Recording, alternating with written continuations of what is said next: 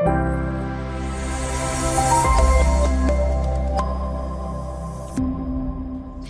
Everyone, মই ডলি শৰ্মা, আপোনালোকৰ ইকনমিক্সৰ faculty. আজি আমি আমাৰ ভিডিঅ'ত চাম যে ইকনমিক্স কি হয়, ইকনমিক্স ৱৰ্ডটো ক'ৰ পৰা আহিলে আৰু তাৰ একচুৱেলি ইকনমিক্সে কি ষ্টাডি কৰে। ঠিক আছে, তো আহক আমি ষ্টাৰ্ট কৰোঁ। ফাৰ্ষ্ট আছে কি ইকনমিক্স, যাক আমি অসমীয়াত কি কৈছোঁ অৰ্থবিজ্ঞান।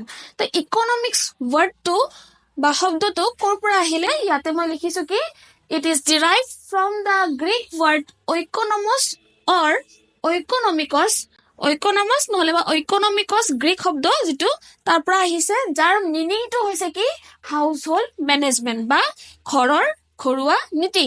তো ঘৰ চলোৱা যে নীতি, সেই নীতিটোকে কি বুলি কৈছে ইকনমিক্স বুলি কৈছে। গতিকে oikonomos ৱৰ্ডটোৰ মিনিংটোহে হৈছে কি হাউচ হোল্ড মেনেজমেণ্ট, কিন্তু ইকনমিক্সৰ মিনিংটো তাতকে আৰু অলপমান আমি বহলাই পঢ়িব লাগিব। তো চাওক, তো ইকনমিক্সে কি ষ্টাডি কৰে, ইয়াতে মই কি লিখিছো ষ্টাডি এবাউট লিমিটেড ৰিচোৰ্চেছ মানে কি সীমিত আমাৰ যি সম্পদ সেয়াৰ এণ্ড দেয়াৰ মেক্সিমাম ইউটিলাইজেশ্যন, আৰু সেই সীমিত সম্পদৰ মানে যিমান পাৰো ভাল ইউটিলাইজেশ্যন, ভাল ব্যৱহাৰ টু কিহৰ কাৰণে টু ছেটিছফাই আমাৰ যিমান কি থাকিব আমাৰ আনলিমিটেড ওৱান্স, আমাৰ যিমান অসীমিত মানে অভাৱ থাকিব বা আমাৰ বিচৰা বস্তুবোৰ থাকিব, সেই বিচৰা বস্তুবোৰক আমাৰ যি লিমিটেড ৰিচোৰ্চেছ আমাৰ তাত আছে, গতিকে আমাৰ কি আছে ৰিচোৰ্চেছ সদায় আমাৰ তাত কি থাকিব লিমিটেড থাকিব। গতিকে সেই লিমিটেড ৰিচোৰ্চেছক আমি এই ধৰণে ব্যৱহাৰ কৰিব লাগিব যাৰ পৰা আমি কি পাওঁ, আমি মেক্সিমাম ইউটিলাইজেশ্যন পাওঁ। মানে আমি যেনেকুৱা ধৰণৰ আমাৰ মানে বিচৰা বস্তু আছে অলমষ্ট সেইখিনি বস্তু আমি যাতে পাব পাৰো, তাৰ কাৰণে আমি যিটো বস্তুৰ ওপৰত ষ্টাডি কৰিব লাগিব সেই ষ্টাডিটোকে কোৱা হৈছে ইকনমিক্স। তো মই ইয়াতে লিখিছো অভাৱ পূৰ কৰিবলৈ, আমাৰ যি অভাৱ থাকিব আমাৰ অসীমিত অভাৱ, এই অসীমিত অভাৱক সীমিত সম্পদেৰে আমি কিদৰে পূৰ কৰিম, সেই পূৰ কৰাৰ নীতিটোকে কোৱা হৈছে ইকনমিক্স। নেক্সট ইয়াতে মই অলৰেডি মেনশ্যন কৰিছোৱে কি মানুহৰ যি অভাৱ বা ওৱান্স বিচৰাবোৰ কি থাকিব সদায় আনলিমিটেড। এইটো বহুত ইম্পৰ্টেণ্ট হয়, এক্সামবোৰত আগতেও আহি পাইছে। আৰু আমাৰ হাতত যি সম্পদ থাকিব এই সম্পদটো সদায় কি থাকিব সীমিত থাকিব, মানে লিমিটেড থাকিব। এইটো আপোনালোকে মনত ৰাখিব। গতিকে ইকনমিক্সেৰে কি কৰিব, হিউমেনৰ ওৱান্সখিনি কি থাকিব আমাৰ আনলিমিটেড থাকিব, আৰু তাক পূৰ কৰিবৰ কাৰণে আমাৰ হাতত যি আহিলা, সেই আহিলা সদায় কি থাকিব সীমিত থাকিব। গতিকে আমি এতিয়া কি কৰিব লাগিব, গতিকে আমাৰ তাত কি আছে আহিলা সীমিত, কিন্তু আমাৰ অভাৱটো বহুত বেছি। গতিকে সেইখিনি বস্তু আমিতো আমিতো চলিবও লাগিব। গতিকে এই চলিব লাগিলে আমি সদায় কি কৰিম, ইয়াৰ লগত আৰু এটা বস্তু আমাৰ এড হ'ব, সেইটোক কোৱা হয় অল্টাৰনেট ইউজ বা অল্টাৰনেট চইচ। আমি যিটো বস্তু আমি বিচাৰো হয়তো সম্পূৰ্ণ সেইটো নাপাব পাৰো, কিন্তু সেইটোৰ নিচিনাকে আমি তৈয়াৰ কৰি ল'ব পাৰিম। গতিকে ইকনমিক্সে এইখিনি বস্তুকে ষ্টাডি কৰে।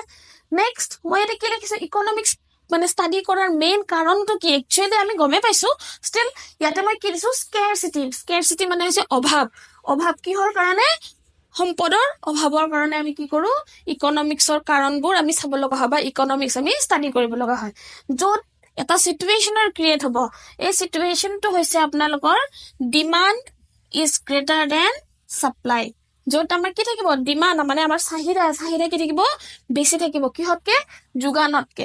গতিকে আমাৰ স্কেৰচিটিৰ যিটো চিটুৱেশ্যন, অভাৱৰ যিটো চিটুৱেশ্যন, তাৰ পৰা যদি আমাৰ কুৱেশ্যন আহে হয়তো আমাক এনেকে সুধিব তলৰ কোনটো ইকুৱেশ্যনে বা তলৰ কোনটো কথাই বুজাইছে যে আমাক স্কেৰচিটি চিটুৱেশ্যন হৈছে।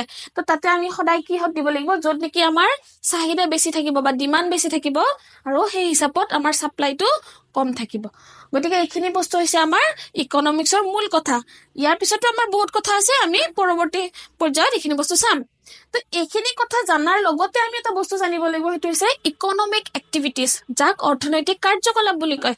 তো ইকনমিক এক্টিভিটিজ কি হয়, যে এনেকুৱা যিকোনো কাম যিটোৱে কিহৰ লগত ৰিলেটেড হৈ আছে, মানিৰ লগত, টকা পইচাৰ লগত জড়িত যিকোনো কাৰ্যকলাপকে কি বুলি কোৱা হৈছে ইকনমিক এক্টিভিটি।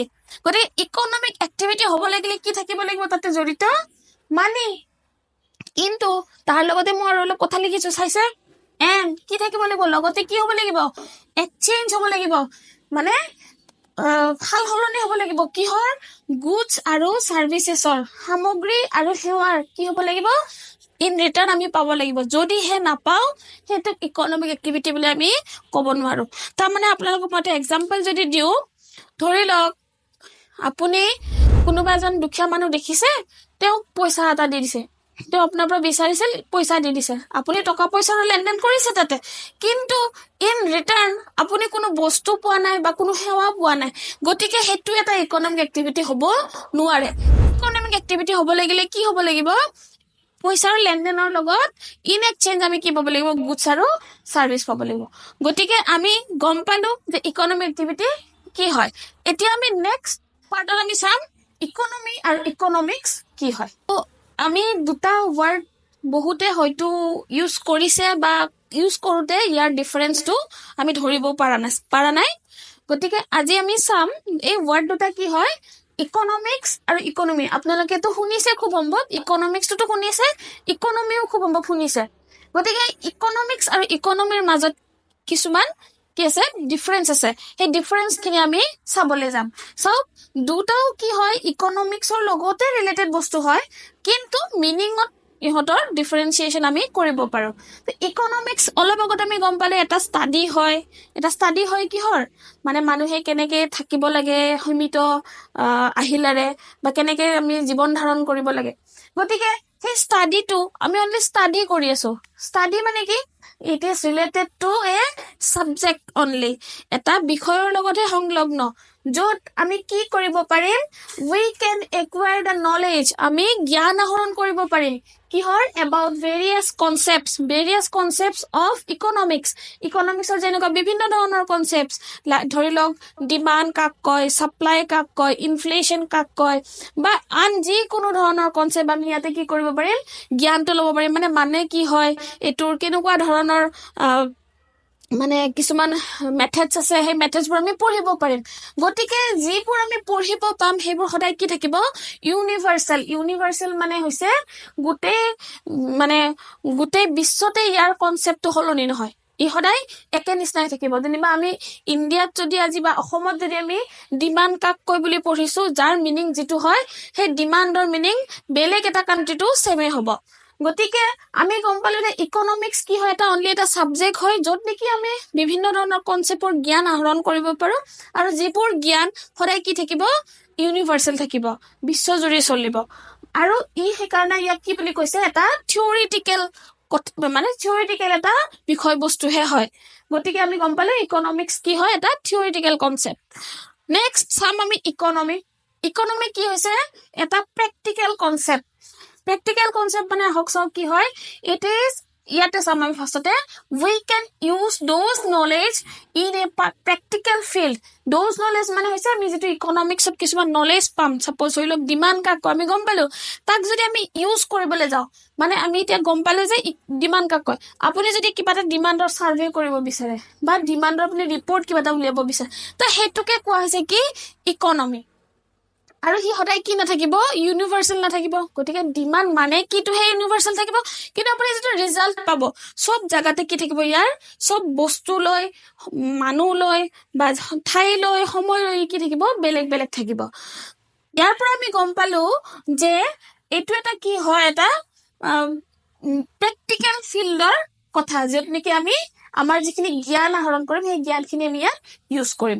লগতে ইকনমি ৱৰ্ডটো incomplete without a particular place. আমি ইকনমি ৱৰ্ডটো ইউজ কৰিলেও যদি আমি এটা পাৰ্টিকুলাৰ প্লেচৰ নাম নধৰোঁ, তেন্তে তাৰ বস্তুটো কি থাকিব? ইনকমপ্লিট থাকিব। যেনে আপোনালোকে শুনিছে Indian economy, American economy, Assam economy. গতিকে ইকনমি ৱৰ্ডটোৰ লগত সদায় এটা কি জড়িত হৈ থাকিব? এটা নিৰ্দিষ্ট ঠাই জড়িত হৈ থাকিব। গতিকে আপোনালোকে হয়তো বুজি পালে যে ইকনমিক্স এটা অনলি ছাবজেক্ট ৰিলেটেড, য'ত আমি জ্ঞান আহৰণ কৰিব পাৰিম, আৰু ইকনমি হৈছে প্ৰেক্টিকেল আমাৰ ইউজ, যিখিনি জ্ঞান ল'ম সেই জ্ঞানটো আমি ইয়াত ইউজ কৰিম। গতিকে আপোনালোকে এইটো এটা স্ক্ৰীনশ্বট লৈ ল'ব পাৰে। আমি নেক্সট ভিডিঅ'ত ইয়াৰ বেলেগ বেলেগ আৰু পৰ্যায় চাম। চ' আপোনালোকে হয়তো স্ক্ৰীনশ্বটটো লৈ লৈছে।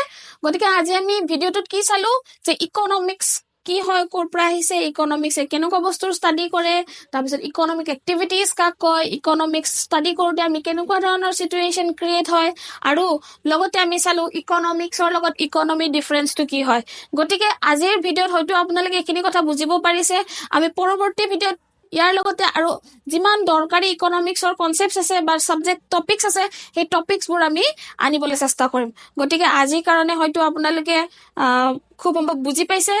গতিকে এই ভিডিঅ'টো আপোনালোকে পাৰিলে যদি বহুত ভালকৈ বুজিছে, লাইক কৰিব, শ্বেয়াৰ কৰিব, কমেণ্ট কৰিব, আৰু আমাক আগবঢ়াই নিবলৈ আপোনালোকৰ ছাবস্ক্ৰিপশ্যনটো আমাৰ কাৰণে বহুত জৰুৰী। গতিকে ছাবস্ক্ৰাইব কৰক আৰু আমাৰ লগত জড়িত হৈ থাকক। Thank you. Thank you for watching.